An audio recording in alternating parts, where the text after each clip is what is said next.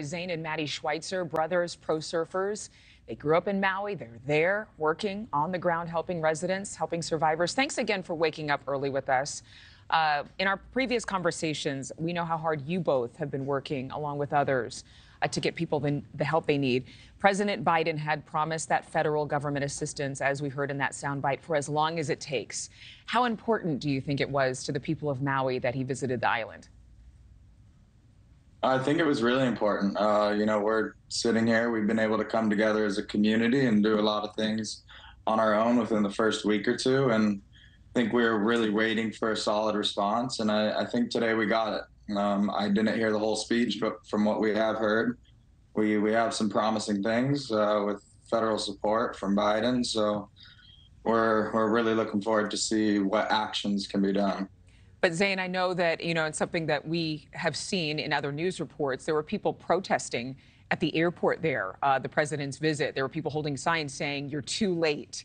And criticism is one word, but frustration is another one. With so much death and destruction, there are a lot of people saying, oh, well, the president couldn't come any sooner because he didn't want to be a distraction with logistics and security and all that. How do you think most residents on the island see it? Well, there's definitely a lot of mixed emotions during these times. I mean, we've all sacrificed a lot. We've all lost a tremendous amount. And we're honestly just trying to do our best to keep our community afloat. But the Biden administration did their best to welcome us. And I think everybody involved did their best, including our community. But our community knows our people best. And I think that's where we were able to really step up in these beginning times where action was required. Local fishermen, local watermen and waterwomen came together and brought in the supplies that we needed. At times, disassembling VHF radios, which were our only point of communication. Luckily, we had access to things like that from local fishing boats because there was no cell phone communication. But we were organized from the get-go, and now it's good to see that there's long-term and short-term action plans in place, not just from our community, but from the federal government for school, which is needed, for housing, which is needed, and hopefully to keep Hawaiians in Hawaii. And we want to stay on Upper West Maui, and I think our people are on the same page. Yeah, and a lot of people whose homes were able to withstand those fires, welcoming their neighbors into their homes, which has just been remarkable. Matty, I know a lot of people on camera, they're saying things, whether they're critiquing the president's visit or they're thankful for the president's visit.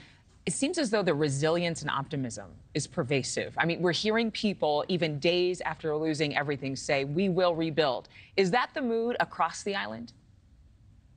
Yes, that is the mood. That is our spirit.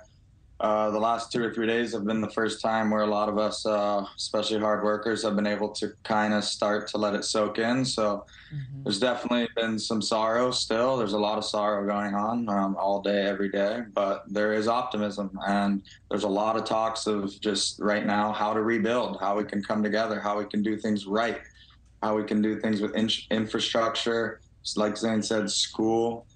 There's a lot of things that we just really want to focus on the positive, focus on the future, and focus on our kids right now. Yeah, I'm curious. You both mentioned schools. I mean, there was one school there in Lahaina. I believe it's over a century-old building that burned. And I don't know where kids would be able to go to school. I mean, are they getting homeschooled? Are they just out of school? I mean, how disruptive has this been for their education, Zane?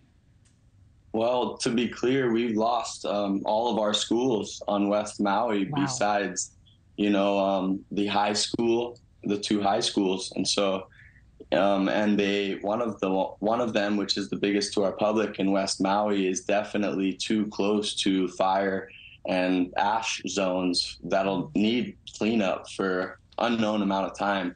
And so we are definitely in need for already before this disaster, more schooling. And so you can imagine with over 13,000 families displaced, it might have only been 3,000 homes, but we have generational families living under each household building. And so with all those people displaced that when there was already a need for more housing for locals and more education. You could only imagine what parents are going through right now, the hard decisions they have to make during this time of disaster, when we've lost all the schools and all of our local housing, for the most part, on the Upper West Side of Maui. It's like a double whammy after the past few years where we all kind of lost our center of gravity. I heard you very loud and clear, and thank you very much to both of you. I know you've been delivering supplies on surfboards, and I also heard you loud and clear, Matty, when you said it's now sinking in. You know, that shock has now given way to another wave, perhaps, of grief. So our hearts are with you, and I know a lot of people are still praying for Maui. Thanks again, gentlemen, for being with us. Thank you. Thank you for having us. Thank you for watching. Go to newsnationnow.com to find NewsNation on your television provider. And don't forget to click the red subscribe button below to get more of NewsNation's fact-driven, unbiased coverage.